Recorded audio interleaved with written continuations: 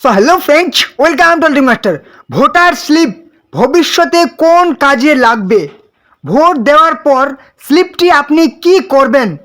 আপনার এলাকার বিএলও আপনাকে একটা ভোটার স্লিপ দিয়ে গেছে, যেটা দিয়ে 23শে এপ্রিল পশ্চিমবঙ্গের অধিকাংশ নাগরিক ভোট দিয়েছেন, যাদের 23শে এপ্রিল ভোট ছিল, এবং বাকিদের 29শে এপ্রিল ভোট দেবেন। যেই স্লিপটি নিয়ে গিয়ে আপনারা কিন্তু আপনাদের সেই বুথে যাবেন এবং ভোট দেবেন। তারপর ভোট দেওয়ার পর এই স্লিপটি আপনারা কি করবেন? এই স্লিপটির গুরুত্ব কতখানি?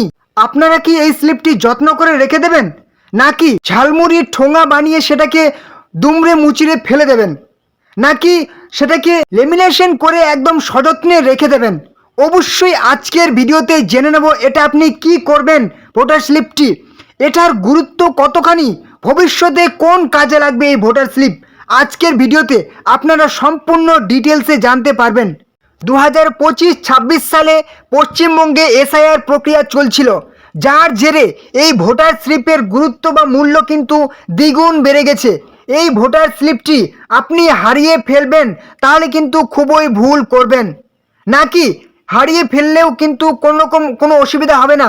অবশ্যই আজকের ভিডিওতে আপনারা কিন্তু জানতে পারবেন, সম্পূর্ণ ডিটেলসে আপনারা জানতে পারবেন যে এই ভোটার স্লিপটি আপনারা কি করবেন।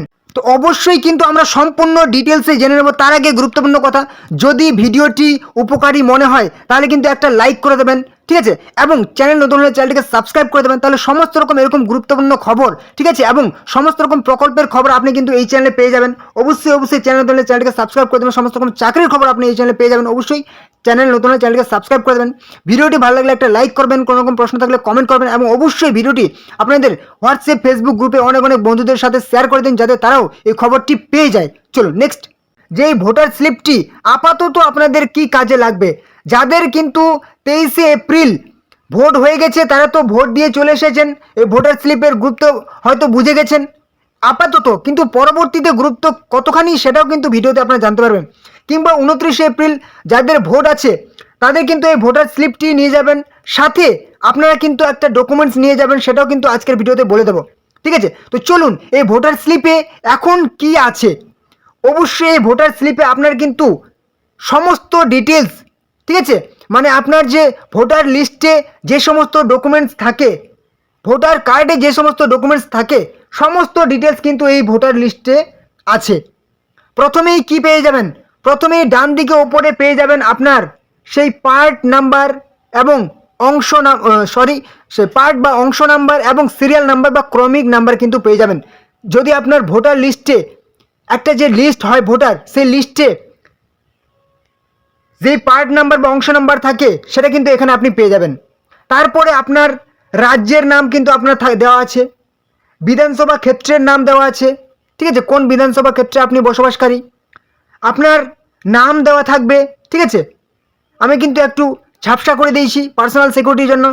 তারপর আপনার লিঙ্গ বা জেন্ডার দেওয়া থাকবে, আপনার এপিক নাম্বার অর্থাৎ ভোটার কার্ডের নাম্বার দেওয়া থাকবে, পিতার নাম দেওয়া থাকবে, এবার অংশ নাম্বার দেওয়া থাকবে, ঠিক আছে, পার্ট নাম্বার দেওয়া থাকবে, যে ভোটার লিস্টে আপনার কত নাম্বারে আপনার নাম আছে, অংশের নাম, ঠিক আছে, অর্থাৎ আপনি কোথায় ভোট দেন, ঠিক আছে, সেই অংশের নাম দেওয়া থাকবে, ক্রমিক নাম্বার, কত নাম্বারে সিরিয়াল নাম্বারে আপনার আছে সেটাও কিন্তু আপনার দেওয়া থাকবে, ভোট গ্রহণ কেন্দ্রের নাম অর্থাৎ কোথায় আপনি ভোট দেন সেটাও একদম ঠিকানা দেওয়া থাকবে, লাস্ট কবে আপডেট করা হয়েছিল সেটা দেওয়া থাকবে।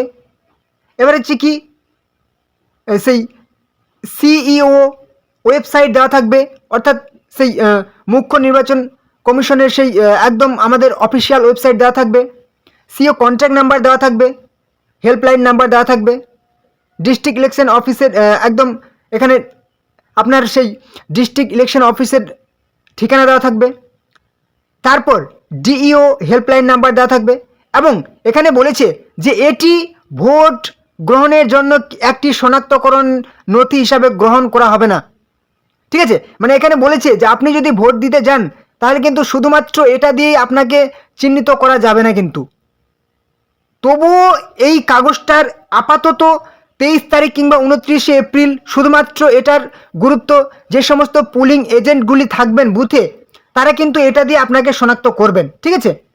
মানে এটা দেখেই আপনাদেরকে মানে কোথায় আপনার নামটি আছে একদম শনাক্ত করবেন, ঠিক আছে। কিন্তু এখানে পরিষ্কার লেখা আছে যে এটা দিয়ে শনাক্ত করা যাবে না, মানে এর সাথে আরেকটা ডকুমেন্টস আপনাকে নিতে হবে, ভোটার কার্ড কিংবা আরও অন্যান্য ডকুমেন্টস, সেটা অবশ্যই বলে দেবো। আর হ্যাঁ, এখানে দেখা থাকবে কি আপনার সেই কবে ভোট সেটা এখানে দেওয়া থাকবে, এবং আপনার সেই কবে থেকে কবে পর্যন্ত আপনার ভোট হবে সেটা কিন্তু দেওয়া থাকবে। এটা কিন্তু প্রথম বা ফ্রন্ট পেজে দেওয়া থাকবে। আর হ্যাঁ, এখানে যে দেখতে পাচ্ছেন সেই স্ক্যান, ঠিক আছে, সেই স্ক্যান এটা কিন্তু আপনি বিএলও অ্যাপ দিয়ে স্ক্যান করলে আপনার সমস্ত রকম ইনফরমেশান কিন্তু আপনি দেখতে পাবেন। এটা কিন্তু ফ্রন্ট পেজে আমরা পেয়ে গেলাম। আবার সেই ব্যাক পেজে আমরা একটু দেখে নেব তারপরে এর গুরুত্বটা কি ভবিষ্যতে সেটাও কিন্তু আমরা জেনে নেব। তো প্রথমেই কিন্তু এখানে অনেকগুলি ইনফরমেশন দেওয়া হয়েছে, ইনস্ট্রাকশন দেওয়া হয়েছে, ইম্পর্টেন্ট ইনফরমেশন দেওয়া হয়েছে ফর ভোটার্সদের জন্য। প্রথমে আপনার এলাকার বিএলও অর্থাৎ সেই বুথ লেভেল অফিসারের কন্ট্যাক্ট নাম্বার এখানে দেওয়া হয়েছে, নাম এবং নাম্বার কিন্তু দেওয়া আছে উপরে। এবং এখানে বলেছে যে ভোট শেষের সময় সারিতে থাকা সমস্ত ভোটারদেরকে কিন্তু তাদের ভোট দেওয়ার সেই অনুমতি পাবেন, ঠিক আছে। অর্থাৎ সময় হয়তো শেষ হয়ে গেছে, ঠিক আছে, ভোটের সময় গড়িয়ে গেছে, কিন্তু অনেক লম্বা লাইন, তবুও কিন্তু আপনাকে মানে ভোট আপনি দিতে পারবেন, ঠিক আছে, যতক্ষণ লাইন না শেষ হয়। মহিলাদের জন্য আলাদা লাইন থাকবে, এবং বলেছে এখানে যে প্রবীণ নাগরিকদের জন্য কিন্তু অগ্রাধিকার পাবেন, এবং অন্ধ এবং দুর্বলদের জন্য ভোটারদেরকে কিন্তু রেকর্ড সেই সঞ্চয় করার জন্য প্রাপ্তবয়স্ক সঙ্গীকে ভোটিং কক্ষে নেওয়ার অনুমতি দেওয়া যেতে পারে। এবারে বলেছে যে আপনি এই যে স্লিপটি দেখতে পাচ্ছেন, এই স্লিপটি কিন্তু গ্রহণ করা হবে না যে আপনাকে শনাক্ত করার জন্য। সাথে আপনাকে লাগবে কি আপনার এপিক কার্ড বা ভোটার কার্ড লাগবে, কিংবা আপনার কিন্তু 12টি সে নিম্নলিখিত এই সমস্ত যে 12টি নথির কথা বলেছে যে কোনো একটা হলেও কিন্তু চলবে। ভোটার কার্ড হলে তো খুব ভালো হয় এই সেই স্লিপের সাথে, কিংবা আপনি যদি আপনার সেই ড্রাইভিং লাইসেন্স থাকে বা আধার কার্ড থাকে, ঠিক আছে, পাসপোর্ট থাকে, কিংবা আপনার সেই জব কার্ড থাকে, সেই ব্যাংকের পাসবুক থাকে, যে কোনো একটা হলেই কিন্তু আপনি ভোট দিতে পারবেন। তো এবারে আমরা জেনে নেব যে এই ভোটার স্লিপের গুরুত্ব কতখানি। এবারে কি আমরা এটা ছিঁড়ে ফেলে দেবো, নাকি একদম সযত্নে ফাইলে ভরে রেখে দেবো, নাকি লেমিনেশন করে রেখে দেবো, অবশ্যই জেনে নেব। হ্যাঁ, অবশ্যই এই কাগজটি আপনি কিন্তু রেখে দিতে পারেন। যদি আপনি ফেলে দেন হয়তো কোনো অসুবিধা হবে না, কিন্তু যদি আপনি এটা রেখে দেন তাহলে কিন্তু অনেক উপকারে আসবে। কেন? যখন এই যে এখন এই মুহূর্তে কি চলছে, আমাদের এসআইআর পর্ব চলছে বা সমাপ্ত হয়ে গেছে, ঠিক আছে। এসআইআরের সময় আমাদের কিন্তু অনেক খোঁজাখুঁজি করতে হয়েছিল, আমাদের সেই লিস্টে নাম খুঁজতে হয়েছিল, ভোটার লিস্টে নাম খুঁজে পাওয়া যাচ্ছিল না। কিন্তু এই যে কাগজটি বা স্লিপটি দেখতে পাচ্ছেন, এখানে কিন্তু আপনার লিস্টে যে সমস্ত তথ্য আছে সমস্তই কিন্তু এখানে আছে। অতএব আবার যদি 20-22 বছর পর যদি এসআইআর হয় তাহলে কিন্তু এই স্লিপটি আপনার খুবই হেল্প বা কাজে লাগবে, ঠিক আছে। মানে এই মুহূর্তে এটার কিন্তু আর কোনো কাজে লাগবে না, কিন্তু 20 থেকে 22 বছর পর যখন আবার এসআইআর হবে তখন পরবর্তীতে হয়তো আপনি বা আমি যদি নাই থাকি, আমাদের সেই উত্তরাধিকারে থাকবেন, ওনাদের কিন্তু এটা খুবই কাজে লাগবে। খুব সহজেই ওনারা পেয়ে যাবেন যে আমাদের দাদা বা সেই আমাদের বাপ ঠাকুরদাদের, আপনি যখন হবেন বাপ ঠাকুরদা তখন কিন্তু আপনার সেই সমস্ত রকম ইনফরমেশন এই কাগজটি দেখে কিন্তু ওনারা পেয়ে যাবেন, ঠিক আছে। আপনার পার্ট নাম্বার বা আপনার সিরিয়াল নাম্বার, আপনার সেই বিধানসভা ক্ষেত্রের নাম, ঠিক আছে, কিংবা আপনার সেই সেই কী বলবো যে অংশের নাম, সমস্ত কিন্তু এই কাগজে পেয়ে যাবেন।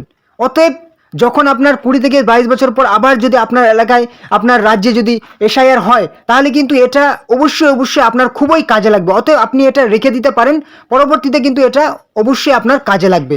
এই মুহূর্তে হয়তো এটার কোনো আর গুরুত্ব এখন নেই, ঠিক আছে। তো অতএব অবশ্যই আপনি রেখে দেবেন। এই ছোট্ট একটি কাগজ আপনার ঘরের যে কোনো জায়গাতেই একটা ভালো জায়গায় রেখে দিলে কিন্তু থেকে যাবে, ঠিক আছে। তো লেমিনেশন হয়তো আপনি করতে পারেন, আরও সুরক্ষিত থাকবে, ঠিক আছে। তো এই ছিল কিন্তু আজকের ভিডিও।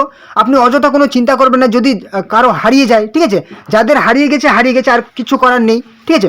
যাদের এখনও পর্যন্ত আছে আপনারা কিন্তু অবশ্যই রেখে দেবেন। পরবর্তীতে 20 থেকে 22 বছর পর আবার যখন এসআইআর হবে কিনা তখন এটা কিন্তু খুবই কাজে লাগবে আপনার, ঠিক আছে। আপনার সেই উত্তরাধিকারীদের, যা আপনার সেই নাতি কিংবা আপনার সেই ছেলে মেয়েদের কিন্তু অনেক কাজে লাগবে। অবশ্যই এটা আপনি রেখে দেবেন। যাদের হারিয়ে গেছে অযথা কিন্তু কোনো রকম চিন্তা করবেন না, ঠিক আছে। আর গুজবে কান দেবেন না যে হারিয়ে গেছে মানে আপনার সর্বনাশ হয়ে গেছে। তো এই ছিল আজকের গুরুত্বপূর্ণ ভিডিও। অবশ্যই যদি ভিডিওটি একটুও কাজে লাগে একটা কিন্তু লাইক করে দেবেন ভিডিওটিতে, এবং অবশ্যই চ্যানেলে যদি নতুন হয়ে থাকেন অবশ্যই চ্যানেলটিকে সাবস্ক্রাইব করে দেবেন, তাহলে সমস্ত রকম এরকম গুরুত্বপূর্ণ আপডেট খবর আপনারা কিন্তু পেয়ে যাবেন এই চ্যানেলে। এবং সাথে সমস্ত রকম প্রকল্পের খবর, কবে কোন দিন কোন প্রকল্পের ফর্ম ফিল আপ হবে, সাথে কবে কোন দিন কোন চাকরির ফর্ম ফিল হবে, সমস্ত রকম ইনফরমেশন আপনি এই চ্যানেলে পেয়ে যাবেন। অবশ্যই চ্যানেলটিকে নতুন হলে চ্যানেলটিকে সাবস্ক্রাইব করে দেবেন। ভিডিও ভালো লাগে একটা লাইক করবেন। কোনো রকম প্রশ্ন থেকে গেলে অবশ্যই কিন্তু কমেন্ট বক্সে জানাবেন। আর অবশ্যই ভিডিওটি আপনাদের বন্ধু বান্ধব আত্মীয় পরিজনের সাথে শেয়ার করে দিন, যাতে তারাও এই গুরুত্বপূর্ণ খবরটি পেয়ে যায়। অবশ্যই শেয়ার করে দেবেন অনেক অনেক হোয়াটসঅ্যাপ ফেসবুক গ্রুপে। তো চলুন পরবর্তী ভিডিওতে আবার দেখাবে। জয় হিন্দ, জয় ভারত।